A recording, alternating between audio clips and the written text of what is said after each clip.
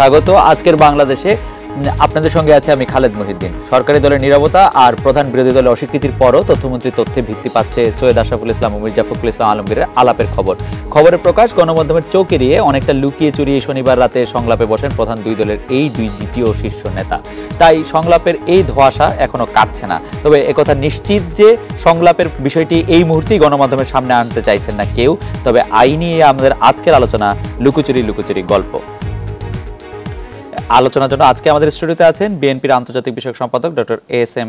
আসাদুজ্জামান রিপন, আছেন আওয়ামী লীগের সংসদ সদস্য জনাব শাহরিয়ার আলম, আছেন সুপ্রিম কোর্ট আইনজীবী সমিতির সাবেক সম্পাদক জনাব অ্যাডভোকেট সমর রেজাউল করিম এবং সুপ্রিম কোর্ট আইনজীবী সমিতির সাবেক সম্পাদক ও জাতীয়তাবাদী আইনজীবী ফোরামের সাধারণ সম্পাদক জনাব ব্যারিস্টার এম বদরুদ্দোজা। স্বাগত আপনাদের। জনাব আসাদুজ্জামান রিপন, আপনি কি মনে করেন যে আওয়ামী লীগ বা আওয়ামী লীগের নেতৃত্বাধীন বহুদলীয় সরকার কি বিএনপিকে নির্বাচনে চায়? আসলে বিএনপি নির্বাচনে অংশগ্রহণ করুক? আপনি যে খুব সংক্ষেপে আমার কাছে প্রশ্নটির উত্তর চান, এটা আমি খুব ব্যক্তিগতভাবে বিশ্বাস করি। সেটা হচ্ছে যে আওয়ামী লীগ বিএনপি নির্বাচনে আসতে চাইলে সেই নির্বাচনটি তারা স্বাচ্ছন্দ্য বোধ করবে এবং নির্বাচনটা তারা হতে দেবে না। তার মানে বিএনপিকে সে নির্বাচনে আসতে চায় না। আপনারা আওয়ামী লীগের ইচ্ছাটি পূরণ করছেন কেন তাইলে? আমরা আওয়ামী লীগের ইচ্ছাটা পূরণ করছে, কথা আপনাকে কে বললো? মানে আপনারা যে নির্বাচনে যাচ্ছেন না সেটা আমরা কি আওয়ামী লীগের ফাঁদে পা দেবো?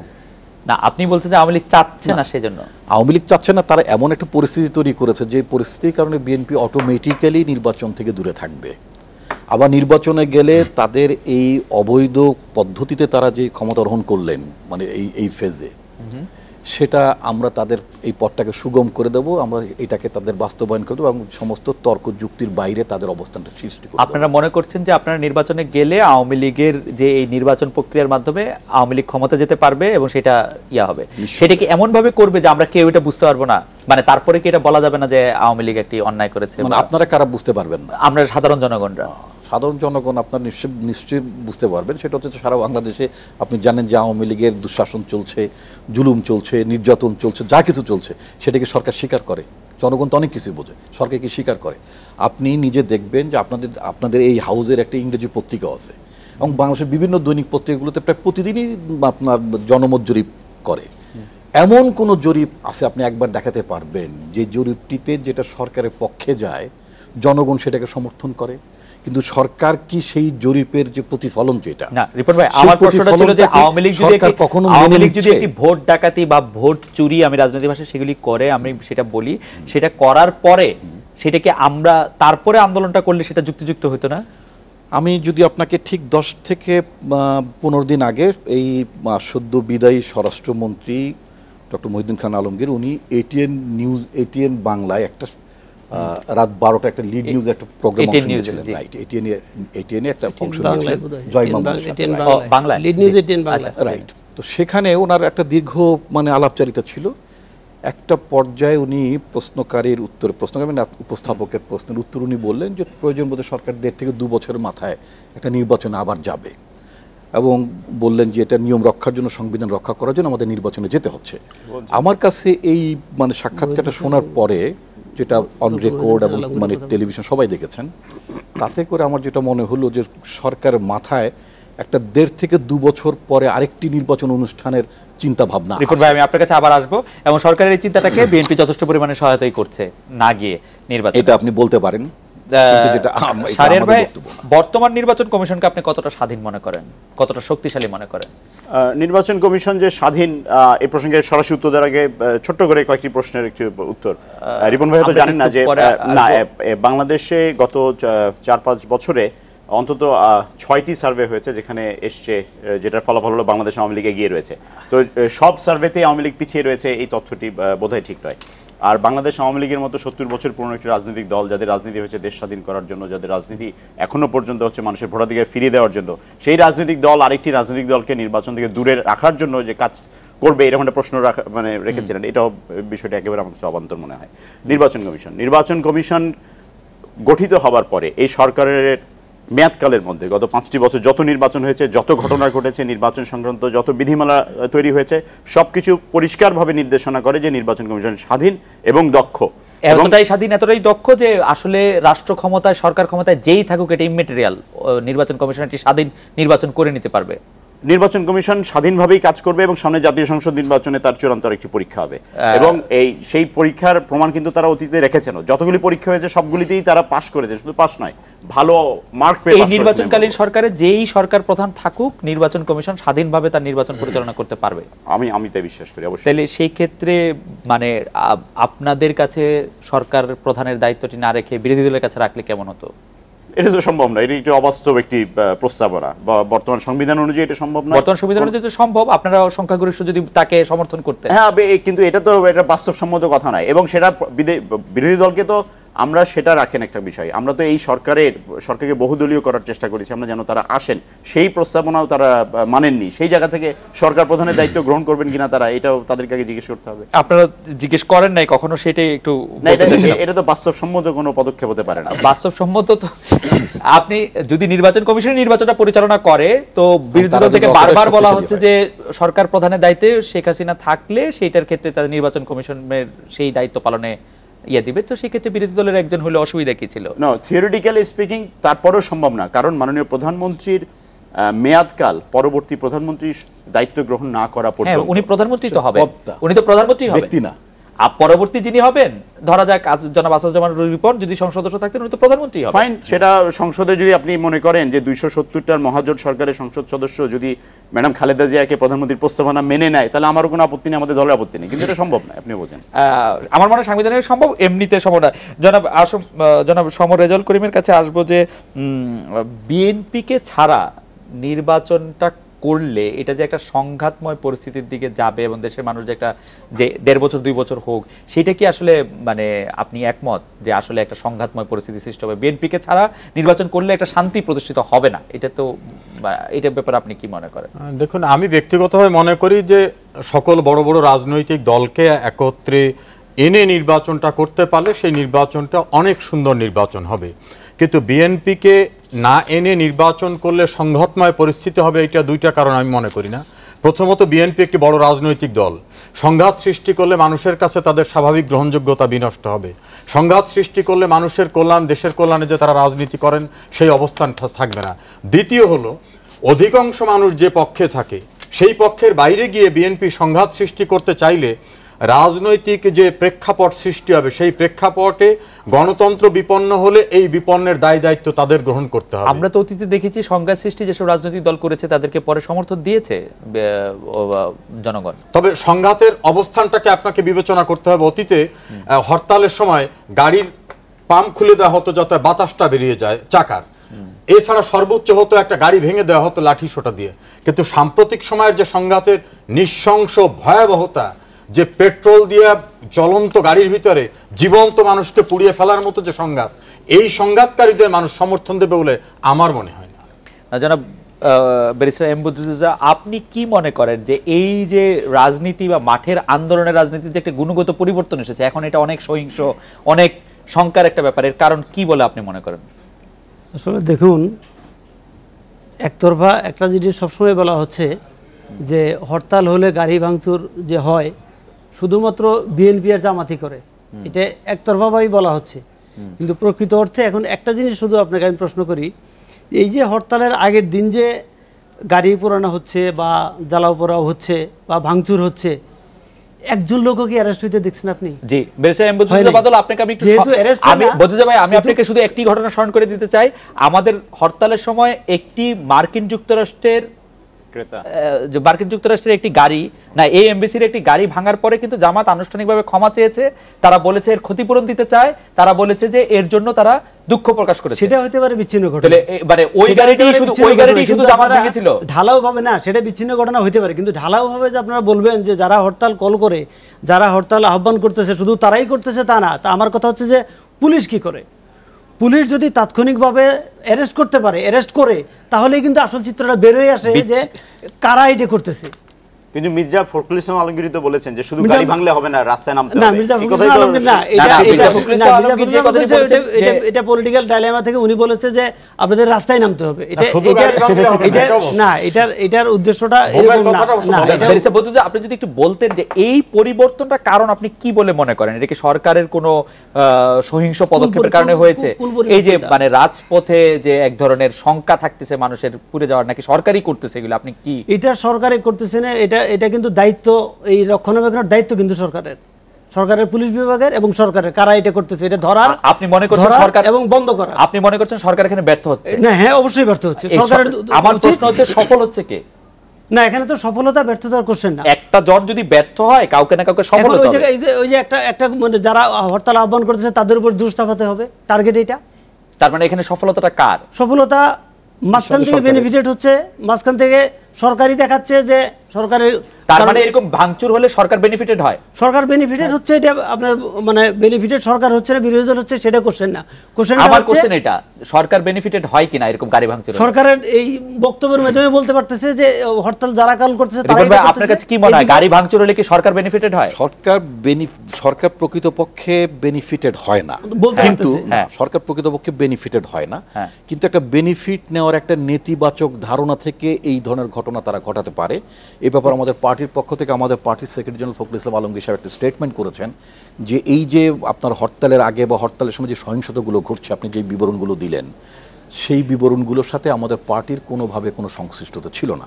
নাম্বার 2, একটা জামাতের হরতালের সময় একটি আমেরিকান এমবেসির একটা গাড়ি আপনার মানে ক্ষতিগ্রস্ত হয়েছে বলে আপনি উল্লেখ করেছেন। সেইটা প্রবাবলি এটা 18 দলীয় জোটের হরতাল ছিল না, ওটা না, আমি জামাতের কথাই বলেছি। হ্যাঁ, ওটা আমি জামাতের কথাই বলেছি। জোটের হরতাল ছিল, এটা জামাতের। আপনাদের নৈতিক সমর্থন ছিল ওই হরতালটায়? না, আমাদের কোনো নৈতিক সমর্থন ছিল না। আমরা, আপনি জানেন যে আমরা জামাতের প্রতিটি হরতালে রিপনের নৈতিক সমর্থন থাকে না, মাঝখানে দুই একটিতে ছিল না, কিন্তু ওইটিতে নৈতিক সমর্থন ছিল। আমরা জামাতের বেলায় একটা নৈতিক সমর্থন আমরা অবশ্যই আমরা দিয়েছিলাম। সেটা হচ্ছে যখন জামাতকে নিষিদ্ধকরণের ব্যাপার ছিল, তাদের সভা সমাবেশ করতে দেওয়া হয়নি, আমরা মনে করি পলিটিক্যাল রাইটস হিসেবে আমরা সেটা সমর্থন দিয়েছিলাম। দ্বিতীয়ত, এই ধরনের নৈতিক সমর্থন তো আমাদের মাননীয় প্রধানমন্ত্রী দিয়েছেন। আমার যদ্দূর মনে পড়ে, আপনি নিশ্চিত মানে নিউজটি স্কিপ করেন না, সেটা হচ্ছে যে প্রধানমন্ত্রীকে যখন মাননীয় প্রধানমন্ত্রী যখন জিজ্ঞেস করা হলো যে জামাতকে নিষিদ্ধ করার ব্যাপারে তিনি কি ভাবছেন, সেখানে তিনি বলেছেন তিনি একটা পার্টির প্রধান হিসেবে, একজন রাজনীতিক হিসেবে তিনি আরেকটা পলিটিক্যাল পার্টির নিষিদ্ধ করার ব্যাপারটা উনি কি করে ভাবতে পারেন বা কি করে সমর্থন, এটার নাম নৈতিক সমর্থন। তো এই সেই ক্ষেত্রে কিন্তু এটাকে আমরা নৈতিক সমর্থন বলতে পারি?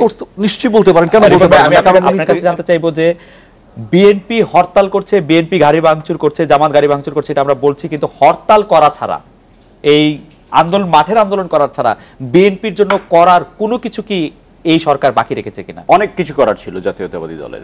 প্রশ্নটা যেহেতু করেছেন, উত্তরটা আমাকে দিতে হবে, অযাচিতভাবে আমি নিজে থেকে দিতে পারতাম না। কি কি অবস্থান রেখেছেন বিএনপির জন্য সেটা বলুন। প্রথম কথা হলো যে তারা সংসদে যতটাই সংসদ সদস্য পদ পেয়ে থাকুক না কেন, সংসদের সেই সুযোগ তারা নেননি। সংসদে বস্তুনিষ্ঠভাবে, সুনির্দিষ্টভাবে কোনো ধরনের পরিকল্পনা, রোডম্যাপ, নির্বাচন সম্বন্ধে প্রস্তাবনা, এমনকি 15th অ্যামেন্ডমেন্ট হওয়ার আগে যে সংবিধান সংশোধনী কমিটি করা হয়েছিল, সেই কমিটির সামনে হিয়ারিং, টেস্টিফাই করার বিষয় ছিল, তারা করেননি। এবং তারা শুরু থেকেই জিনিসটাকে এটা সংঘাতের দিকে নিয়ে যাচ্ছে। এই মুহূর্তে আন্দোলন ছাড়া কি করতে পারে?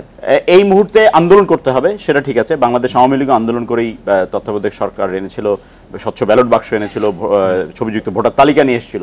কিন্তু জাতীয়তাবাদী দলের আন্দোলন তো আর সেই তাদের মধ্যে নেই। রিপন ভাইরা ছাত্র রাজনীতি করেছেন, বাদল ভাইরা ছাত্র রাজনীতি করেছেন, তারা জানেন যে জামাত ইসলামী যেভাবে বিএনপির সভা সমাবেশকে দখল করে নিচ্ছে, জামাত ইসলামী বিএনপি সরকার থাকাকালীন অবস্থাতেও তাদের দলের নেতাকর্মীদেরকে যেভাবে খুন করেছিল, এবং বর্তমানে যে জায়গায় গিয়ে দাঁড়িয়েছে যে জামাত না হলে তাদের একটা মিটিং হচ্ছে না, সাহসিকতা সত্যিকার অর্থে জামাত শিবিরে দেখাচ্ছে, জাতীয়তাবাদী দলের নেতাকর্মীরা কোনো সাহস দেখাচ্ছেন না। আপনার কেন্দ্রীয় নেতৃত্বকে গ্রেফতার করছেন, এখনো 3 জন প্রেসিডেন্ট, স্ট্যান্ডিং কমিটি মেম্বার, এগুলি কিছুই না, তাদেরকে কোনো টর্চার করা হয়নি। বাংলাদেশ আওয়ামী লীগের অনেক নেতাকর্মীকে না না টর্চার হলে তো জানতাম আমরা, লেট দেম কাম আউট। এর আগে তো অ্যারেস্ট হয়েছিলেন, মির্জা ফখরুল ইসলাম আলমগীর অ্যারেস্ট হয়েছিলেন, কিন্তু বাংলাদেশ আওয়ামী লীগের সময়ে একাধিক সংসদ সদস্য যাদেরকে হত্যা করা হয়েছে প্রকাশ্য দিবলকে, সেই তালিকা নাইবা বললাম, কিন্তু বাউদ্দিন নাসিম থেকে শুরু করে, মোহাম্মদ নাসিম থেকে শুরু করে, সাবের হোসেন চৌধুরী থেকে শুরু করে, তাদেরকে সকলকে কিন্তু মানে অকথ্য মানে এমন অত্যাচার করা হয়েছিল যে বাউদ্দিন নাসিম এখন একটা পার্মানেন্ট একটা ব্রেন ড্যামেজের জায়গায় চলে গেছেন, এরকম একটা পরিস্থিতি রয়েছে। আমি ব্যক্তিগতভাবে জানি, উনি চিকিৎসার জন্য ভারত গিয়েছিলেন কিছুদিন আগে।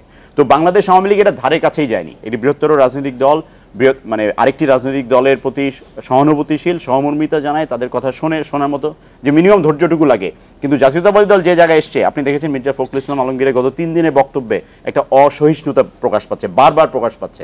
গতকাল উনি প্রকাশ্যেই বলেছেন যে আমি বারবার একটা কথা বলি, কোথায় সেই তরুণ সমাজ, কোথায় সেই তরুণ প্রজন্ম, তারা কেন রাজপথে নেমে আসছে না, দেশ আজকে অন্ধকারে তলিয়ে যাচ্ছে, এরকম যে একটা অ্যাপিল করেছেন একেবারে করজোরে, এটাতেই প্রমাণ পায় যে এই রাজনৈতিক দলটি সত্যিকার অর্থে সাংগঠনিকভাবে একটি আন্দোলন গড়ে তোলার জন্য যে শক্তিটুকু দরকার সেটা অবশিষ্ট আছে কিনা। আমি সক্রিয়তা তো অনেক দূর আগে, অনেক দিন আগে চলে গেছে। না, আমি এটা ভালো বুঝতে পারলাম না মির্জা ফখরুল ইসলাম আলমগীর যদি তরুণদের উদ্দেশ্যে আহ্বান জানিয়ে থাকেন যে একটা অন্যায় হচ্ছে, সেটা ন্যায় বিচার প্রতিষ্ঠার জন্য এগিয়ে আসতে হবে, তার মধ্যে মানে সমস্যা কিন্তু উনি বলেছেন আমি বুঝতে পারছি না, বারবার বলার পরে কেন তারা আসছে না। না, উদ্বুদ্ধ করার জন্য তিনি দলীয় ফোরামে এটি বারবার বলতেই পারেন। কিন্তু তার ছাত্র দলের সমাবেশে কি বলেছিলেন, তারেক রহমানের জন্মদিনে কি বলেছেন, একই কথা, শুধু গাড়ি ভাঙলে হবে না, রাজপথে নেমে আসতে হবে। এবং আমরা সকলেই জানি, সাংবাদিক হিসেবে আপনিও জানেন যে কেন্দ্রীয় কমিটির সদস্য থেকে হবে না, রাজপথে নেমে আসতে পারেন। আমার মানে এই বক্তব্যের আমার পাঠ হচ্ছে যে আপনারা গাড়ি ভাঙেন না, রাজপথে আন্দোলনের মধ্যে আসেন, হঠাৎ দুই একটা গাড়ি ভাঙেন না, সেটা আপনার ইন্টারপ্রিটেশন হতে পারে। কিন্তু ফ্যাক্ট রিমেইনস যে জাতীয়তাবাদী দলের যে পরিমাণ ন্যূনতম নেতাকর্মী রাজপথে থাকার কথা ছিল হরতালের সময়, তারা সেটা পারছে না। বাদল ভাই একটু আগে বলেছেন যে পুলিশ ব্যর্থ হয়েছে, পুলিশ কেন অ্যাকশন নিচ্ছে না, তো ও অ্যাকশনে গেলে আবার কিন্তু আবার আরেক ধরনের জানতে চাই যে শাহরিয়ার ভাই যে প্রশ্নটি তুলেছেন সেই প্রসঙ্গটি আমাদের সবসময় যে আমরা আওয়ামী লীগকে আন্দোলন করতে যখন দেখেছি তখন আওয়ামী লীগের কেন্দ্রীয় নেতৃবৃন্দকে মিছিল করতে দেখেছি, সমাবেশ করতে দেখেছি, কিন্তু বিএনপি মতিয়া চৌধুরী ফার্ম গেটে মার খেয়েছেন এবং মোহাম্মদ নাসিমকে আমি নিজেই মার খেতে দেখেছি রাসেল স্কয়ারের ওখানে, কিন্তু বিএনপিকে সেই অর্থে বিএনপি নেতা কর্মীদের বা শীর্ষ নেতাদের দেখা যায়। এখন দেখুন, মেইন কথা হচ্ছে শাহরিয়ার সাহেবের কথাতেই বোঝা যাচ্ছে ওনারা এখন ওই প্রতিহিংসার বাইরে আর যাইতে পারেন নাই। যদি আওয়ামী লীগের আমলে বিএনপি করে থাকে, সুতরাং আওয়ামী লীগ এখন আওয়ামী লীগের ক্ষমতা এসে এই প্রতিহিংসা বলার চেষ্টা করে, উনি বলেছেন এটা করে নাই। আর সেকেন্ডলি হচ্ছে আজকে আপনি বলেন যে বিএনপির এই বাংলাদেশের ইতিহাসে এই 42 বছরে এই বোধহয় প্রথম আওয়ামী লীগের পিরিয়ড, যে পিরিয়ডে বিএনপির মহাসচিব একাধিকবার জেলে তাকে পুরেছে, বিএনপি স্ট্যান্ডিং কমিটির মেম্বারদের একাধিকবার জেলে পোড়া হয়েছে, একটি মামলায় 156 জনকে একসাথে অ্যারেস্ট করেছে এবং দলীয় কার্যালয়ে তালা ভেঙে। আমার প্রধান প্রশ্ন ছিল যে যে হরতালগুলি বা কর্মসূচিগুলি দেওয়া হয় কেন্দ্রীয় নেতারা মাঠে থাকেন না। আপনার উত্তর আমি দিচ্ছি। এই প্রেক্ষাপটে যেখানে মিটিং করতে বাধা দেওয়া হচ্ছে, মিটিং করলে তাকে ধাওয়া দিয়ে অফিসে ঢুকিয়ে অফিস থেকে অ্যারেস্ট করে নিয়ে কাস্টডিতে নেওয়া হচ্ছে, তারপরে মিটিংয়ে বিধিনিষেধ দেওয়া হচ্ছে যে মিটিং হবে না, তো আন্দোলন কিভাবে করবে? রাজা ভাই, আন্দোলন কিভাবে করবে যদি এইরকম একটি নিবর্তনমূলক সরকার থাকে, এরকম একটি নিপীড়নমূলক সরকার থাকে, এটা গণতন্ত্রই বা কিভাবে বলা যাবে? এটা আর বিএনপি বা কি করবে? যদি আপনি কোশ্চেনটাকে নিপীড়নমূলক সরকারই বলে ফেলেন, তাহলে সেই ক্ষেত্রে আমার বিপত্তির জায়গাটা হলো বা কোর্ট উনি নিপীড়নমূলক গণতন্ত্রে রাজনীতির পরস্পরের প্রতি শ্রদ্ধাবোধ, সহিষ্ণুতা, এই বিষয়গুলি যেমন থাকবে, সরকারের পক্ষ থেকে বিরোধী দলেরও দায়িত্বশীল বিরোধী দলের ভূমিকা পালন করার কথা। কারণ গণতন্ত্র কোনোভাবেই শুধু সরকার শাসিত রাষ্ট্র ব্যবস্থা নয়। বদরুদ্দোজা বাদল যেটা বলছেন যে একটা হিস্ট্রি উনি বললেন যে কি করে আন্দোলন সংগ্রাম করবে, একটা ইউনিভার্সাল ওয়ার্ড আছে, সমুদ্রে পেতেছি শয্যা শিশিরে কি ভয়। আন্দোলন সংগ্রাম করে মাঝে মধ্যে একটা শব্দ শুনি ইদানিং বিএনপির, যে আত্মগোপনে চলে গেছেন। একসময় শুনতাম কমিউনিস্টরা আত্মগোপনে গেছেন, বা আন্ডারগ্রাউন্ড পলিটিক্স করেন সর্বহারা, তারা আত্মগোপনে চলে যান। এখন ইদানিং 5 বছর সর্বোচ্চ সাজা হতে পারে এমন একটি মামলার ঘটনার পরে মহাসচিব খুঁজে পাওয়া যাচ্ছিল না যখন, তখন তাদের যুগ্ম মহাসচিব বলেন তিনি আত্মগোপনে গেছেন। তো সরাসরি রাজনীতির মাঠে থেকে আপনারা যদি ময়লার গাড়ি পোড়ানোর জন্য মহাসচিব, ময়লার গাড়ি পোড়ানোটাকে আমি অবশ্যই সাপোর্ট করি না, যেমন ভাবে সাপোর্ট করি না যে একজন এমপি সাহেব পকেটের ভিতরে গামলা চুরি করে নিয়ে যাওয়ার মতো ঘটনা। আমি কোনোভাবেই মহাসচিবকে ময়লার গাড়ি পোড়ানোর ব্যাপারে একমত নই। তবে এটাও মনে রাখতে হবে যে আমি একটু বলি, একটা বোমা মারলে একটি সন্ত্রাসের ঘটনা সৃষ্টি হয়, কিন্তু একটা ভয়াবহ শব্দ বোমা ছিঁড়ে দিলে তার কর্মী নেতারা যে ভয়াবহ তাণ্ডব লীলা সৃষ্টি করে, এর দায় দায়িত্ব আমি আইনের ছাত্র হিসাবে বলবো, এই দায় দায়িত্ব কিন্তু আমাদের। যেমন একজন নেতা বলছিলেন যে ফটিকছড়ি স্টাইল আন্দোলন করতে হবে, আর একজন নেতা বলছেন গাড়ি ভাঙলে হবে না, নেমে আসতে হবে। আবার তাদের সহযোগী দল বলছেন 55,000 বর্গমাইলের বাংলাদেশে আগুন জ্বলবে।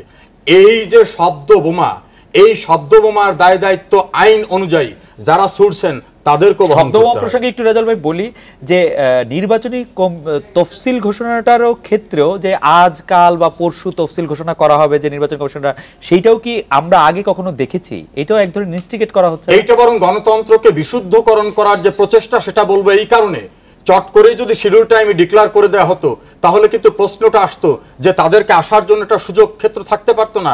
যেমন আমরা পত্রপত্রিকায় দেখছি 2 দলের মহাসচিব পর্যায়ে আলোচনা শুরু হয়েছে, আবার বিএনপির স্ট্যান্ডিং কমিটির একজন মেম্বার তিনি বলছেন যে আলোচনাটা ফরমাল না। যাই হোক, এই যে আলোচনার ক্ষেত্রটা রচনা করার জন্য ইলেকশন কমিশনের যে অপেক্ষা, টাইম কিল করা, এটাকে যদি আমরা পজিটিভ অর্থে ধরি তাহলে সেটাই বোধহয় প্রপার ব্যাখ্যা হবে। রিপন ভাই, উনি অনেকগুলি প্রসঙ্গের কথা বললেন, বিশেষ করে আমি এই দিকে আপনার একটু দৃষ্টি আকর্ষণ করতে চাই যে আসলে একটু অসহিষ্ণুতা দেখা যাচ্ছে, যেটি শাহরিয়ার ভাইও বলেছেন গত কিছুদিনের ধরে বিএনপি নেতাকর্মীদের কথায়, সেটি ব্যাপারে যদি একটু ব্যাখ্যা করতেন। দেশ অচল করে দেওয়া হবে, মানুষজনকে চলতে দেওয়া হবে না। দেখেন, পলিটিক্যাল রেটোরিক্স বলে একটা বিষয় আপনি জানেন।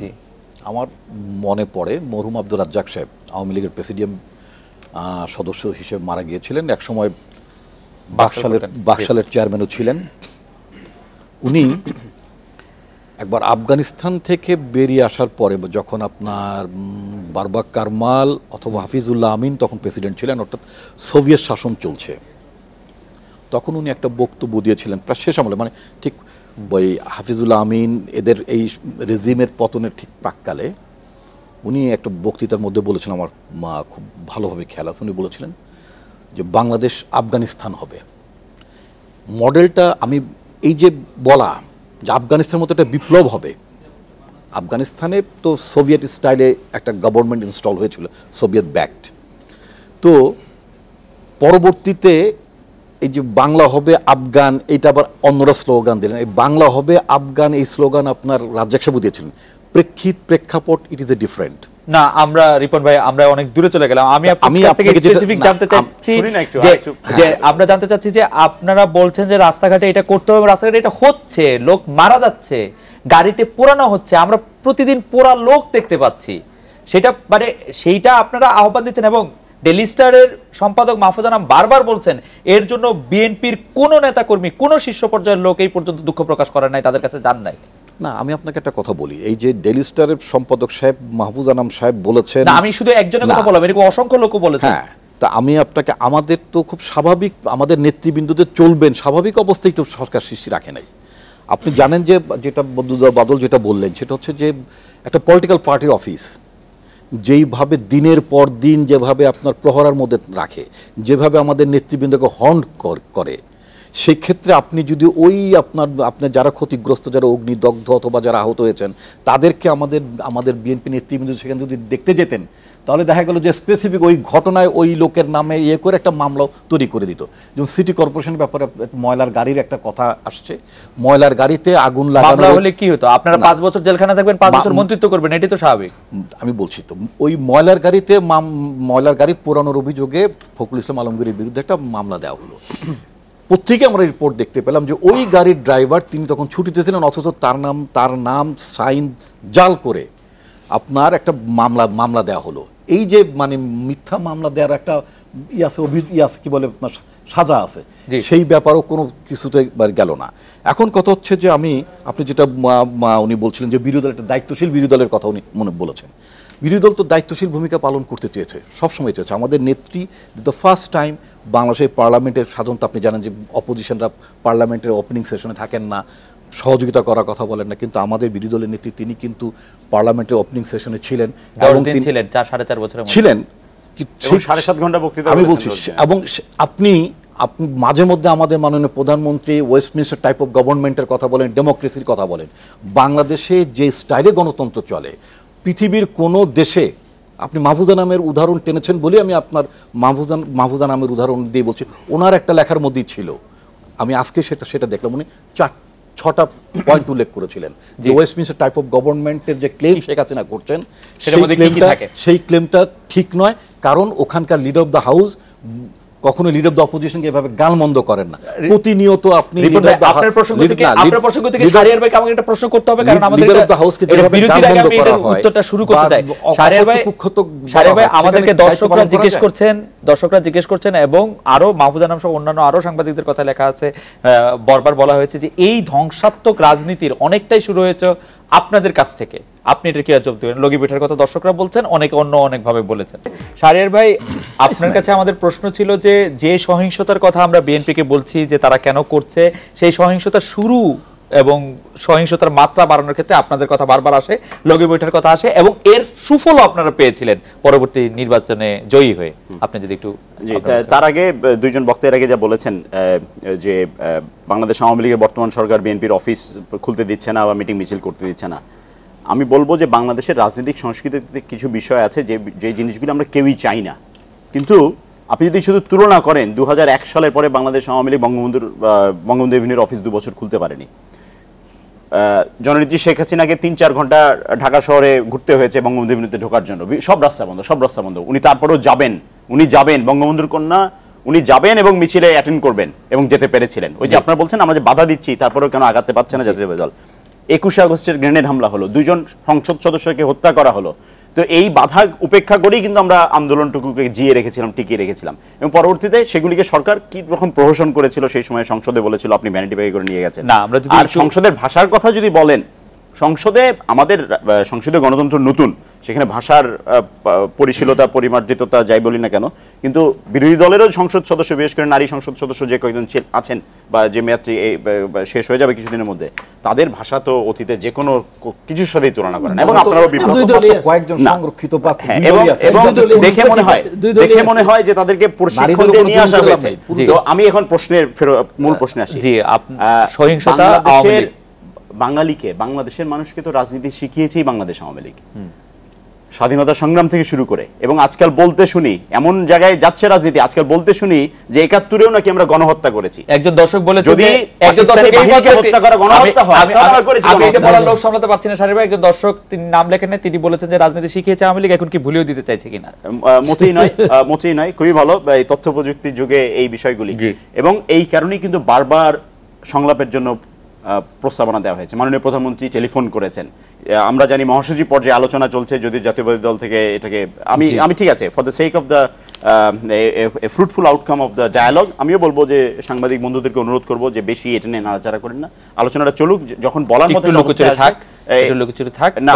না, এটাকে লুকোচুরি কিন্তু নেগেটিভ কোনোটেশন আছে, লুকোচুরি এটা কনফিডেন্সিয়ালিটি, গোপনীয়তা থাকা দরকার, লুকোচুরি আমি বলবো না। তো বাংলাদেশ আওয়ামী লীগ, হ্যাঁ, লগি বইটার কথাও যদি বলেন, লগি বইটা কিন্তু লগি বইটা কিন্তু পেট্রোল না, লগি বইটা কিন্তু কিরিচ বা রামদানা অথবা এটা কিন্তু ককটেল নয়। যে ঘটনাটি ঘটেছিল সেই ঘটনাটুকুকে ধীরে ধীরে বাড়ে, তো সবকিছু না কেন বাড়বে, আমরা তো সেই সহনশীলতা দেখিয়েছি। আমি তো বলেছি জাতীয়তাবাদী দলের কেন্দ্রীয় কোনো নেতাকে বাংলাদেশ আওয়ামী লীগ বা কি বলে সরকার এমন কোনো কিছু করেনি যে রিমান্ডে নিয়ে গিয়ে তাকে তার জীবন রিমান্ড চেয়েছিল, কিন্তু রিমান্ড দাঁত থেকে নখ পর্যন্ত ফাইট করেছে, হাইকোর্টের জন্য নিতে পারে না, রিমান্ড হয়েছেও কিন্তু নির্যাতন হয়নি, রিমান্ড হয়েছেও আমার কাছে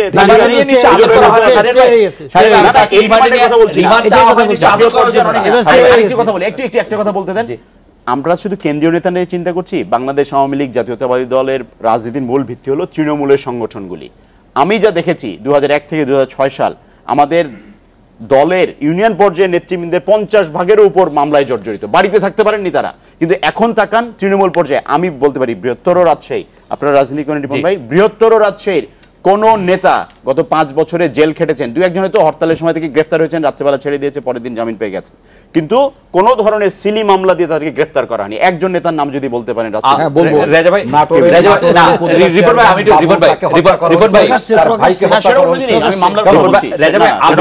আপনার কাছে আসি যে দর্শকদের একটা অংশ আসলে জানতে চাইছেন যে আপনারা কি কেউ অনুধাবন করতে চাইছেন যে বাংলাদেশের মানুষ আসলে কি চাইছে, আপনি একটু যদি তৃণমূলের পার্সপেক্টিভ থেকে একটু যদি বলতেন, আপনি আপনার এলাকায় যান, এবার আপনি নমিনেশনের ক্ষেত্রে হচ্ছে বাংলাদেশের মানুষ আসলে কি চায়।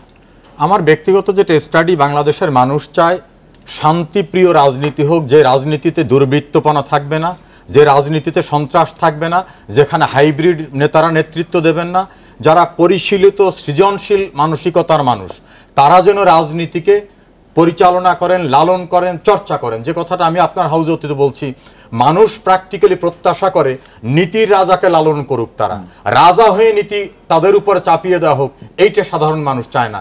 দুর্ভাগ্য হলো সেখানে, যেটা আমরা একসময় আলাপ করতেছিলাম, যে এখন রাজনীতির অনেক জায়গায় নীতি নির্ধারণের জায়গা থেকে শুরু করে অনেকেই দখল করেছে যাদের রাজনীতিতে আসার কথা ছিল না। নৈতিকতা বিবর্জিত মানুষরা বিভিন্ন জায়গায় প্রতিষ্ঠিত হয়েছে এবং তারাই পলিসি মেক আউট করছে অনেক ক্ষেত্রে। আপনার দলকে থেকে মুক্ত? আমি যে কথা বলছি আপনি দেখুন, গ্রাম অঞ্চলে অতীতে কখনো এমন ঘটনা ছিল না যে রাজনৈতিক সহিংসতা, একজনের বাড়ি থেকে আক্রমণ করা, আরেকজনকে রাস্তায় আক্রমণ করা, তাহলে কি আমি আরেকজনের জানাজায় যেতে পারবো না, আরেক বাড়ির কুলখানিতে যেতে পারবো না? এই অবস্থাটা কিন্তু সৃষ্টি হয়েছে অরাজনৈতিক ব্যক্তিরা যখন রাজনীতির মাঠ দখল করেছে, তখনই কিন্তু তারা সেবক হতে চায় নাই, তারা চেয়েছে আমরা ওখানে মালিক পক্ষ হতে চাই। এই মালিক পক্ষ অতীতে যেমন ভৃত্য বা কৃতদাসের মতো মানুষকে মনে করত, রাজনীতির কিছু কিছু অঙ্গে এই অবস্থাটা আছে। আওয়ামী লীগ বিএনপি বলে কথাটা বলছি না, এজ এ হোল সাধারণ মানুষের প্রত্যাশা যেটা, সেটা আমার কাছে ভয় মনে হয়। দুইটি রাজনৈতিক দল সাধারণ মানুষের প্রত্যাশা পূরণ করতে পারছে? দুইটি একটা জায়গা দেখবেন মানুষের, আমরা যেটা প্রত্যাশা করি হুবহু সেই ডেভেলপমেন্ট না হলেও অনেকটা কিন্তু এগিয়ে আসছে। আমি যেটা সিম্পলি এটাকে দলীয় দৃষ্টিকোণ থেকে না, আমার যেটা স্টাডি, আওয়ামী লীগের অনেক ব্যর্থতা আছে, প্রশাসনিক ব্যর্থতা আছে, সব তাদের সাফল্য না, কিন্তু বিরোধী রাজনীতিকদের রাষ্ট্র ক্ষমতায় শেয়ার করা, তাদেরকে অ্যাকোমোডেশন দেওয়া, তারপর তাদের ভোটকে নিশ্চিত জায়গায় রাখা, এই যে রেকর্ডগুলো হচ্ছে এগুলো কিন্তু গণতন্ত্রের জন্য অনেকটা বড় ধরনের ডেভেলপমেন্ট। আপনি এইটার প্রেক্ষিতে আপনি কি বলবেন যে আওয়ামী লীগের এই উদ্যোগগুলির আপনি কি বলেন? ভোটের অধিকার সংরক্ষণ করা, বিরোধী রাজনৈতিক দলকে স্পেস দেওয়া, গণতান্ত্রিক উপায়ে চর্চা করা। গণতন্ত্রের কথা যদি বলেন, আপনি যখন নির্বাচন আসবে তখন বলবেন যে হ্যাঁ, এটা গণতান্ত্রিক প্রক্রিয়া অব্যাহত থাকা দরকার। আপনি আরও পাশাপাশি এটাও তুলনা করবেন যে ইন্ডিয়ার মতো হওয়া দরকার, ব্রিটেনের মতো হওয়া দরকার, আমেরিকার মতো হওয়া দরকার, কিন্তু পাশে এটা চিন্তা করবেন না যে ব্রিটেনের প্রধানমন্ত্রী ডেভিড ক্যামেরন তার লিডার অব অপোজিশন মিলিব্যান্ডের সাথে কতবার কথা বলেছে, টেলিফোনে কতবার কথা বলে, এটা ফলো করবেন না। তারপর বারাক ওবামা তার সিনেটরস এবং কংগ্রেসম্যানদের সাথে রিসেন্টলি বাজেট সম্পর্ক সংক্রান্ত ব্যাপারে কতবার কথা বলে, এটা ফলো করবেন না। ইন্ডিয়ান প্রাইম মিনিস্টার, আমাকে শেষ করতে দেন, Indian prime minister Manmohan Singh, উনি ওই বিজেপির নেতা এলকে লাদভানি অথবা সুষমা স্বরাজের সাথে বা তার নিম্ন পর্যায়ের নেতাদের সাথে কতবার কথা বলেন, এইসব কম্পেয়ার করবেন না। জি, বা সুষমা স্বরাজ কিভাবে প্রধানমন্ত্রীর সাথে কথা বলেন সেটা কি ফলো করেন বিরোধী দল? আমাদের দেশে আজকে সুষমা স্বরাজ যেভাবে কথা বলে সেটা টেলিফোনের প্রেক্ষাপটে একটা एग्जांपल আপনাকে দেই। জি, আমাকে আপনাদের এই প্রোগ্রামে লাস্ট টাইম ডাকলেন, হরতাল ছিল, আমি বললাম যে ভাই হরতাল তো টানা হরতাল আমি আসতে পারলাম না। এরপর আবার ডাকলেন, ওই দিনে হরতাল ছিল, আমি আসতে পারলাম না। আজকে আপনারা আমাকে আবার ডাকছেন, আজকে আসছি। তার মানে কি, আপনি আমাকে ডেকেছেন, আপনি আমাকে অ্যাকোমোডেশন আপনার কবে হবে, আমি যেতে না পারলে আপনি পরে আবার ডাকবেন, এটাই তো আমার প্রত্যাশা, এটাই তো স্বাভাবিক। এটা কি বিরোধী দলের নেত্রী এটা প্রত্যাশা করতে পারে না যে পরে সরকার তরফ থেকে না ধরে বলে যে ফোনই করেনি? না না, ওই বক্তব্যটা শারীর ভাই নিশ্চয়ই বলবেন যে আরেকবার টাকা যেত কিনা। রিপন ভাই এই পর্বে আমাদের আপনার বেশি, আপনি কোনো কিছু যোগ করবেন কিনা দেশ চালানোর দায়িত্বের ক্ষেত্রে? আপনি যে কথাটা একটা চমৎকার কথা বলেছেন যে সুষমা স্বরাজও প্রধানমন্ত্রীর সাথে কথা বলবেন কিনা, কিভাবে কথা বলবেন, সুষমা স্বরাজ মনমোহন সিং এর সাথে কিভাবে কথা বলেন? আপনি যে কথাটা বলছেন that is a absolutely very Democratic spirit. আমি অত্যন্ত এই স্পিরিটটার পক্ষেই, কিন্তু বাংলাদেশে কি সেই এনভায়রনমেন্ট আমরা রেখেছি কিনা? বাংলাদেশের বিরোধী দলের নেত্রী প্রধানমন্ত্রীর সাথে কথা বলতে পারেন, মানে সামাজিক যোগাযোগ হ্যালো হতে পারে, এই ধরনের এনভায়রনমেন্টে তো আমরা ultimately unfortunately as a citizen আমরা প্রত্যক্ষ করছি না, তাই না? এটা তো অত্যন্ত একটা মানে শ্বাসরুদ্ধকর পরিস্থিতি। এখানে বিরোধী দলের নেত্রী কথা বলতে পারছেন না প্রধানমন্ত্রীর সাথে, প্রধানমন্ত্রী কথা বলছেন না বিরোধী দলের নেত্রীর সাথে। সারিয়ার একটা টেলিফোন সংক্রান্ত একটু মানে সাইড টক করেছেন, সেই জন্য আমি ওটা একটু উত্তর দিয়ে দেই। বিরোধী দলের নেত্রী টেলিফোনে তো টেলিফোনটা করবেটাকে, রেড টেলিফোনটা ব্যবহার কিভাবে? না রিপোর্ট আমাকে আবার রেড টেলিফোন একটু আমাকে লেট মি ফিনিশ, আদারওয়াইজ তো আমাকে থামাই দিলাম বলতে পারবো। আমরা একটু রেড টেলিফোন আপনি এটা শেষ করার পর বিরতি দেন। রেড টেলিফোনটা তো ইউজড হবে যাদের রেড টেলিফোন অ্যাক্সেস থাকবে তারা। আমি তো রেড টেলিফোনে কথা বলতে পারবো না। তো প্রধানমন্ত্রীর জিন্দেগিতে একবার বিরোধী দলের নেত্রীর সাথে কথা বলেন নাই, প্রধান তার মন্ত্রী সবার কেউ কথা বলেন নাই, ওটা কোনোদিনই ইউজড হয় নাই। বিরোধী দলের নেত্রী ওটা বাজে কিনা বাজে এটা কোনোদিনই অনুভব করেন নাই, ওটা লাইনটা তার কেটে গেছে সেটা কোনোদিন টের পান নাই, সুইচ বক্সের লোকরা কোনোদিন জানেন না। তো সুতরাং এইটা নিয়ে এইটা অ্যাবসলিউটলি বাংলাদেশের মানুষ বোঝে যে এটা কি। এবং লাস্ট মোমেন্টে প্রধানমন্ত্রী যে বললেন যে রেড টেলিফোনে পাওয়া যায়নি, উনি সর্বশেষ যে ফোনে কথা বলেন উনি বললেন যে আমি দেখব কিভাবে কি হয়েছে, সেটা তো রিপেয়ার করে উনি আবারও রেড টেলিফোনে কথা বলতে পারতেন। আমরা কি দেখলাম আবারও মোবাইল ফোনে কথা বলছেন। মির্জা ফখরুল সাহেবের চিঠি কিন্তু এখনো পড়ে আছে। শাহরিয়ার ভাই, আপনি যদি, আমরা অবস্থাটি বুঝতেই পারছি, আপনি যদি আশা বা উত্তরণের প্রসঙ্গে আপনার কোনো ভাবনা আছে কিনা যদি একটু বলেন। বলছি তার আগে 30 সেকেন্ডে এর আগে বলা হয়েছে যে বিরোধী দল, তো মাননীয় বিরোধী দল নেত্রী যেখানে সংসদকে অবহেলা করেছেন, যেখানে সশস্ত্র বাহিনীকে অবহেলা করছেন, সশস্ত্র বাহিনীর কর্মকর্তাদের ইন্টিগ্রিটি নিয়ে প্রশ্ন তুলেছেন, সশস্ত্র বাহিনী দিবসে যাচ্ছেন না, গণতান্ত্রিক যে প্রতিষ্ঠানগুলি রয়েছে তাদের বিষয়ে ঢালাওভাবে বলে যাচ্ছেন এই বিচার বিভাগ দিয়ে বিচার চলবে না, নির্বাচন কমিশন দিয়ে নির্বাচন হবে না। আমরা ওই এক্সট্রিম অবস্থান থেকে আমাদের একটু ফেরত আসা উচিত এবং dialogue right at this moment. প্রধানমন্ত্রীর ব্যাপারে বলেন, আন্তর্জাতিক বেলাতে কি হবে সেটা আমরা বলবো। এক্স্যাক্টলি, আমি এটা বলতে চাইছিলাম। না অবশ্যই, এবার যা আমাদের মাননীয় প্রধানমন্ত্রী, আমি একটু বলি রিপন ভাই, আপনি আপনার প্রধানমন্ত্রী কি করবেন সেটা বলেন। আমি বলি, বাংলাদেশের রাজনৈতিক সংস্কৃতিতে একজন প্রধানমন্ত্রী যেচে পড়ে বিরোধী দলীয় নেত্রীকে একাধিক অ্যাটেম্প, টেলিফোন ভালো মন্দ গেল, পরবর্তীতে আবার যে টেলিফোন সংলাপ হয়েছে, কথা বলেছেন, যে ধৈর্য ধরে প্রায় 47 মিনিট বা 43 মিনিট বা 37 মিনিট কথা বলেছেন, এবং সেখানে কিন্তু আপনারা মিডিয়ার কল্যাণে দুজনেরই কথা আমরা যদি শেষ করি পেয়েছেন। তো সেই জায়গা থেকে আমার মনে হয় যে শুধুমাত্র বিজয় নিশ্চিত হলেই, সুনিশ্চিত হলেই তারা নির্বাচনে আসবেন, এই মেন্টালিটি থেকে ফেরত আসতে হবে। বাংলাদেশ আওয়ামী লীগ একটু শেষ করি বাংলাদেশ আওয়ামী লীগ দীর্ঘদিন বিরোধী দলে থেকেছে। বাংলাদেশ জাতীয়তাবাদী দলের নির্বাচনে জনগণ সিদ্ধান্ত নেবে, কিন্তু তারা যদি মনে করে থাকে যে তাদেরকে নির্বাচনে হারিয়ে দেওয়ার জন্যই শুধু নির্বাচন হচ্ছে, সেই জায়গায় তো নির্বাচন করার পর দিন থেকেই তারা জনগণের কাছে সেটা তুলে ধরতে পারে। খুবই চমৎকার বলেছেন। এটা ধৈর্য ধরে তাদের অপেক্ষা করা উচিত। তাদের কি করতে হবে সেটা আমরা শুনতে পারলাম। রেজাউল ভাই, আপনি কি একটু বলবেন যে আওয়ামী লীগের পক্ষ থেকে আসলে কি করতে পারে এই মুহূর্তে, যদি খুব সংক্ষেপে একটু বলেন। আওয়ামী লীগের পক্ষ থেকে আবারও তাদেরকে উদাত্ত আহ্বান জানানো, সুনির্দিষ্টভাবে আহ্বান জানানো যে সরকারে অংশগ্রহণ করেন, নির্বাচনে অংশগ্রহণ করেন, এবং কিভাবে নির্বাচনে ভোটাধিকার খর্ব হবে না জাতীয় সুনির্দিষ্ট প্রস্তাবনা দেওয়ার জন্য বিরোধী দলকে আহ্বান জানানো যেতে পারে। এবং এই জায়গাটায় আওয়ামী লীগের যে অবস্থানটা আছে সেটাকে আরো দৃঢ়তার সঙ্গে পরিষ্কারভাবে জাতির কাছে তুলে ধরা দরকার যে তাদেরকে এই ফ্যাসিলিটি আমরা ইনশিওর করব। তারপরে তারা নির্বাচনে যদি না আসে তাহলে প্রতীয়মান হবে যে মৌলিকভাবে মানুষের ভোটাধিকার প্রয়োগের যে নিশ্চয়তাটা গত 4.5 বছর বা 5 বছরে আমরা দেখিয়েছি, এই গ্যারান্টির পরে, অর্থাৎ কাদম্বিনী মরিয়া প্রমাণ করিল মরে নাই, তারপরেও তারা যদি না আসে তাহলে মানুষ মনে করবে যে সত্যি সত্যি বিএনপি অন্য কোনো কারো স্বার্থের জন্য নির্বাচন। মানে আপনি মনে করছেন যে এই উদাত্ত আহ্বানটা একটা স্পেসিফিক ডেটের সহকারে সেটা জানানো যেতে পারে। বিএনপির পক্ষ থেকে কি করা উচিত? মানে বিএনপি না, আসলে এখন তো সবকিছু সরকারের হাতে। জি, শিক্ষা বলেন, স্বাস্থ্য বলেন, উন্নয়ন বলেন, মানুষের জীবনযাত্রা বলেন, ইন্ডাস্ট্রি বলেন, স্বাভাবিক মানে পেশাগত দায়িত্ব বলেন, সব ব্যাহত হচ্ছে হরতালের জন্য, অবরোধের জন্য। এবং এটার মূল কারণই হচ্ছে একটা মাত্র কারণ, একজন ব্যক্তির পদত্যাগ। সিম্পল। প্রাইম মিনিস্টার যদি এখনই head of the government, prime minister আরেকজনের দায়িত্ব দিয়ে দেন, নতুন আরেকজন নিরপেক্ষ, শুনেন একটা কথা ক্লিয়ার হইতে হবে আপনাদের, বিএনপি কখনোই কিন্তু বলে নাই যে আমাদের লোক থেকে প্রাইম মিনিস্টার হোক, আমাদের লোকের অধীনে নির্বাচন হোক। বিএনপি বরাবর বলে আসছে যে নিরপেক্ষ লোককে প্রাইম মিনিস্টার বানানোর সুযোগ আছে। ইজিলি পারে, কেন পারবে না? কেন পারবে না?